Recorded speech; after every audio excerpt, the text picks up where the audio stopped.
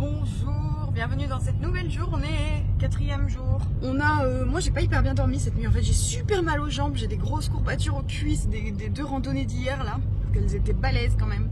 Et j'ai mal aux jambes, donc j'espère que ça va aller pour aujourd'hui. Et là on a repris la route rapidement, parce qu'il fallait pas qu'on traîne. Aujourd'hui on a 6 heures de route, sans compter les visites, donc ça veut dire qu'il faut rajouter le temps des visites quoi. Et on a deux petites randonnées je crois, d'1 heure, 1h30.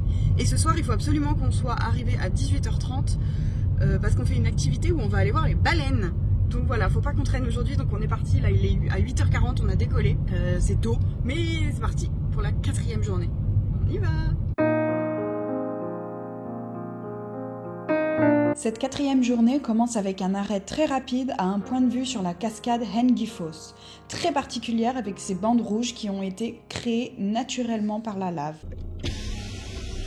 Salut! Elle est hyper calme. Bucket. Une bucket. Comme il te regarde. Puis nous sommes allés au Stoothelagil Canyon. Tout d'abord à un point de vue au-dessus du canyon, et ensuite nous avons fait une randonnée d'1 heure pour aller tout au fond de celui-ci. Ce canyon est très connu en Islande pour sa rivière bleu turquoise et ses colonnes hexagonales créées par la lave. C'était un endroit magnifique, tout droit tiré d'un film. J'ai adoré.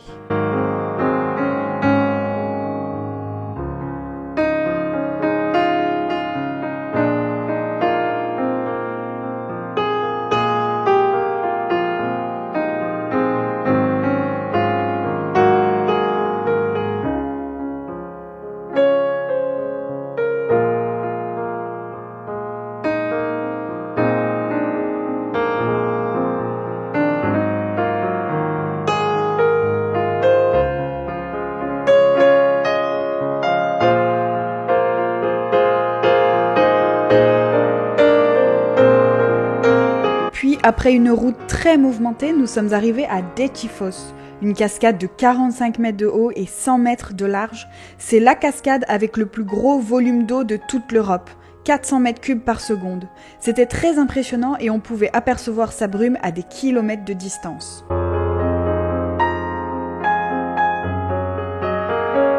Nous nous sommes ensuite arrêtés à Djurnes, au niveau d'un point de vue qui nous a permis d'observer les macareux, ou puffins en anglais, ces petits oiseaux rigolos typiques d'Islande. Nous avons réussi à en voir quelques-uns, mais on était un petit peu trop loin d'eux.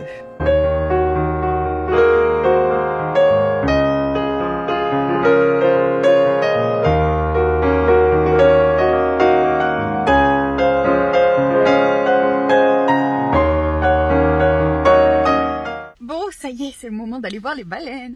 On a passé une journée à 200 000 à l'heure. On a tout fait en vitesse. C'était un peu frustrant. On a dû louper des trucs parce qu'on n'avait pas le temps d'aller jusque là-bas. Fallait absolument qu'on soit ici à 18h30. Donc voilà, c'était un petit peu frustrant. Mais on a réussi à le faire. Là, il est pratiquement 18h30. On a mis couche sur couche sur couche parce qu'on va au milieu de l'eau. Donc il caille, il paraît.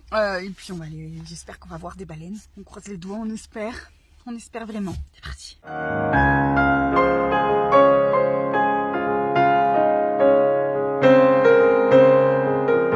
Tenue de combat pour les baleines. On fait 10 tonnes. Mes mains elles disparaissent.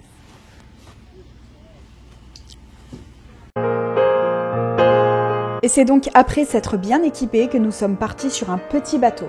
Mais avant les baleines, nous avons fait un passage vers l'île des macareux.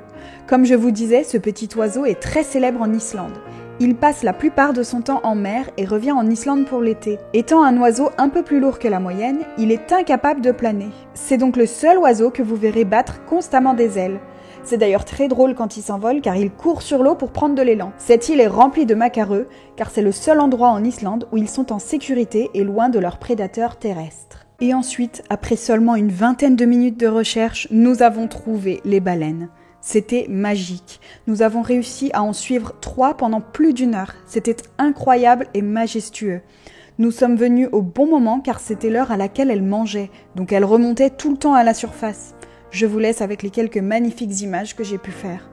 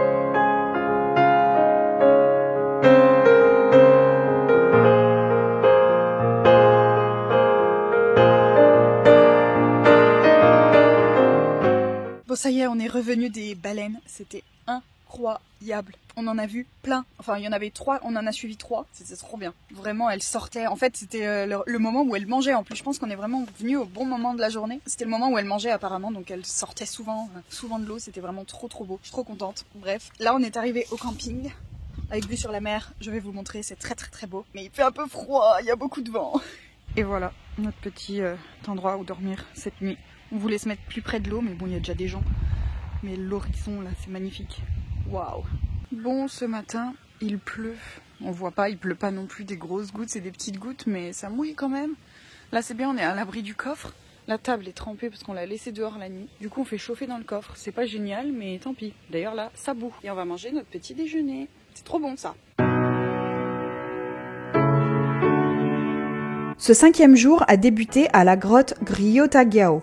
Cette minuscule grotte cachée au milieu de la nature est très particulière car elle recouvre une source d'eau chaude. À cause des éruptions de volcans aux alentours, cette eau est montée à plus de 60 degrés. Aujourd'hui, elle est descendue à 43 degrés. C'est d'ailleurs dans la série Game of Thrones que cette grotte apparaît.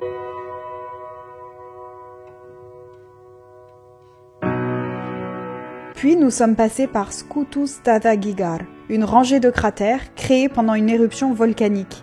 La lave est entrée en contact avec l'eau et les éruptions de vapeur ont donné leur forme au cratère.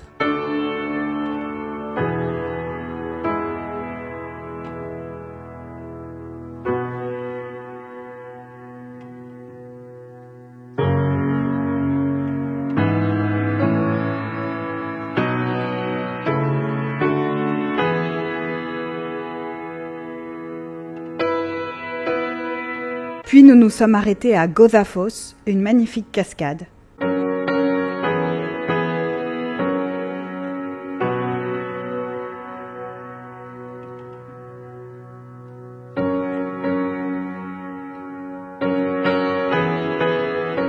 Nous sommes ensuite arrivés au village de Akureyri. Nous nous sommes baladés dans son très beau jardin botanique avant de nous rendre en ville pour faire quelques achats.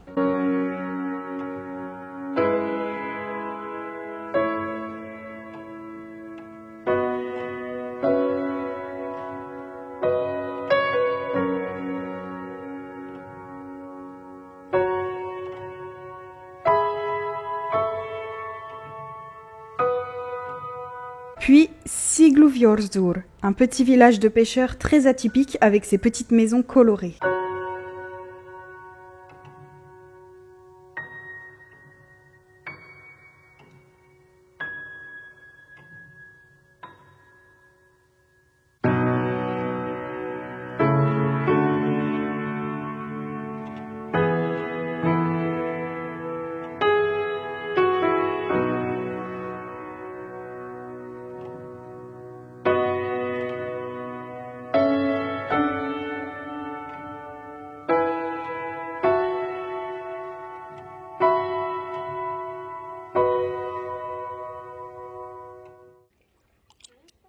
On est trop bien. Elle est à 41 degrés. Génial. Trop bien. Il fait 10 degrés dehors et dedans il fait 41. C'est parfait.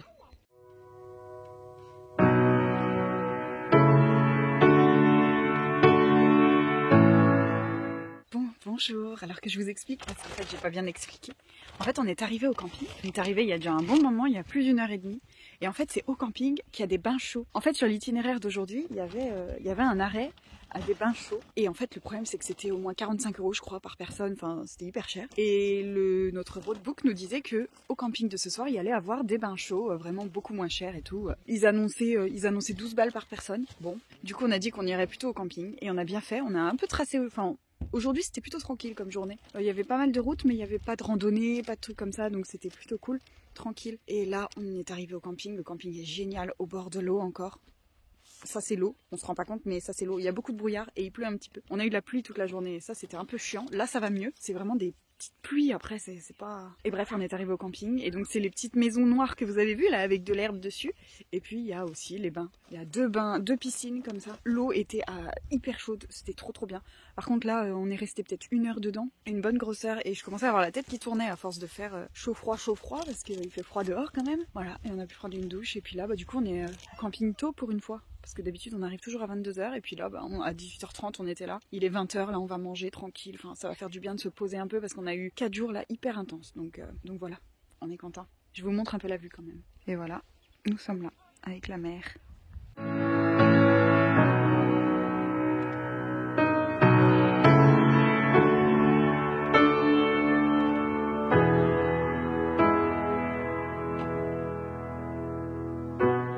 Allez, réveil de ce matin, regardez-moi ça, on est dans le brouillard, on voit même pas la mer. Tac tac tac, on voit rien.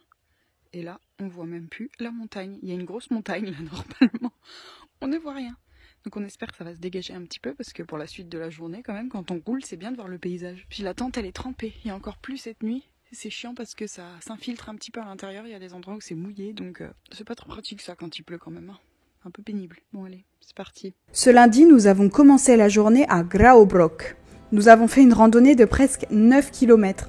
Graubrok est un cratère formé il y a environ 3000 ans lors d'une éruption.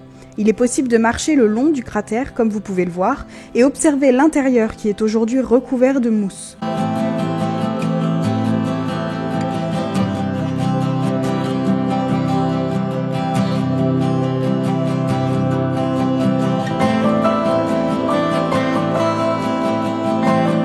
On a pu aussi admirer Graubrokarfet, l'autre cratère.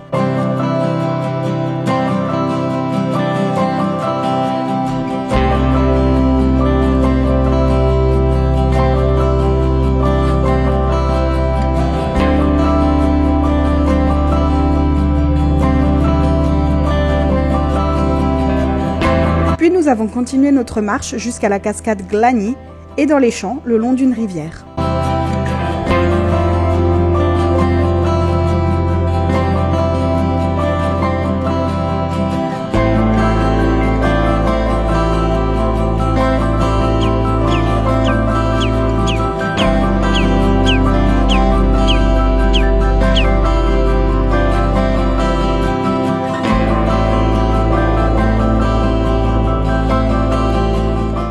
Ça y est, nous sommes arrivés à notre camping pour cette nuit. Il n'est pas exceptionnel, voilà. C'est un grand parc. Là-bas, tout là-bas, on l'entend mais on la voit pas, mais il y a une grosse cascade. Voilà, on va passer une nuit ici, plus que 2 nuits dans notre petit 4x4.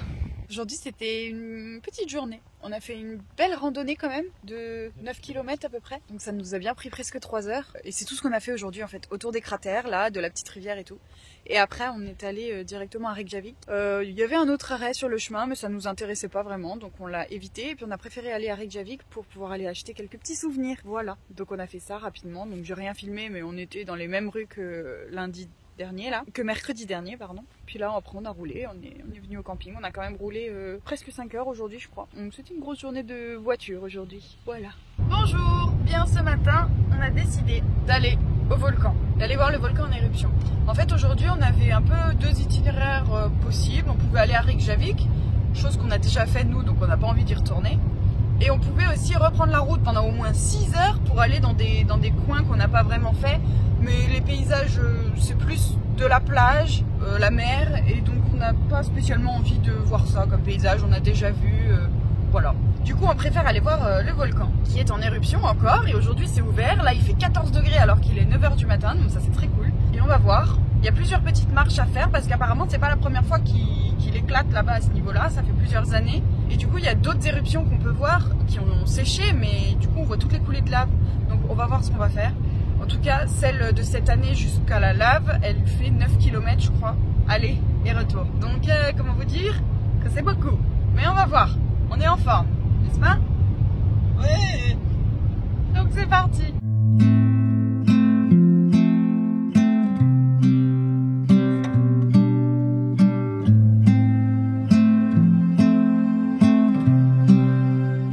Et donc après une marche de 9 km sur cailloux, nous sommes arrivés face au volcan Litli-Hrútur. C'était incroyable, on n'en croyait pas nos yeux. Le volcan était vraiment en éruption et crachait de la lave non-stop. Nous n'avons pas pu nous approcher de très près car c'est assez dangereux et l'air est toxique, mais nous avons quand même pu l'admirer pendant un bon moment. Nous avons aussi pu voir la lave refroidie qui s'écoulait, mais aussi celle des volcans qui sont entrés en éruption en 2021 et 2022. Magnifique!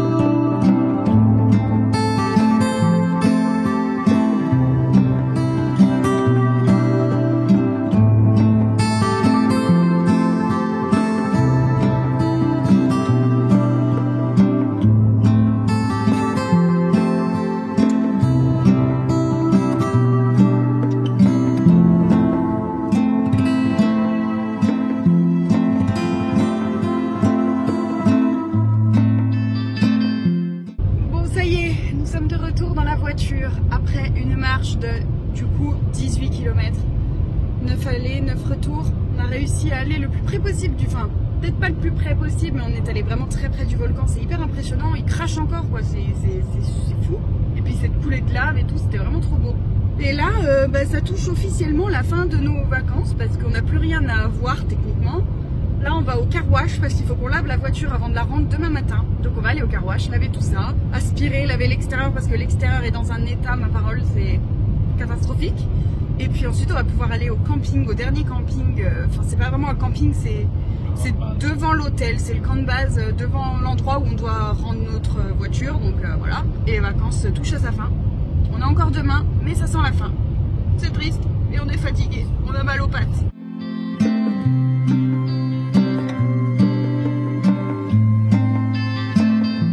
Bon, et voilà notre petit camp pour la nuit. C'est pas ouf, hein. C'est vraiment... C'est un petit camping au milieu de la ville, donc là il y a des enfants qui jouent. Et là on a un petit lac tranquille, très mignon. Putain ça les gars, je vais aller essayer, vous allez voir. Il y en a de partout en Islande, c'est génial ce truc. On n'en a pas nous en France, c'est trop bien. Je vais aller l'essayer, vous allez voir. Et voilà, c'est fini, on a rendu notre petite voiture. On est triste, on est rechargé comme des mules. Comme vous voyez. Et on va se diriger vers Reykjavik. On a un bus à prendre. À Reykjavik, on va essayer de manger au restaurant, mais on n'est pas sûr parce que c'est hyper cher le restaurant. Genre, c'était combien le burger hier, on a vu 25 € le burger. Genre, enfin... On a déjà dépensé beaucoup là.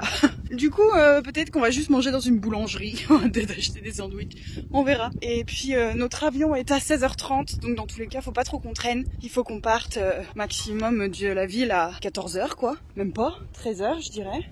Parce qu'on est quand même à 45 minutes de l'aéroport. Donc voilà, le temps de prendre le bus, tout ça, d'arriver en avance à l'aéroport. C'est la fin. C'est la fin, c'est la fin.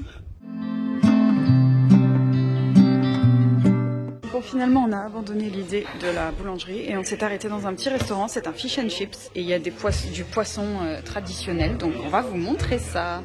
Sauf qu'il est seulement 11h, donc j'ai pas très faim. Mais bon,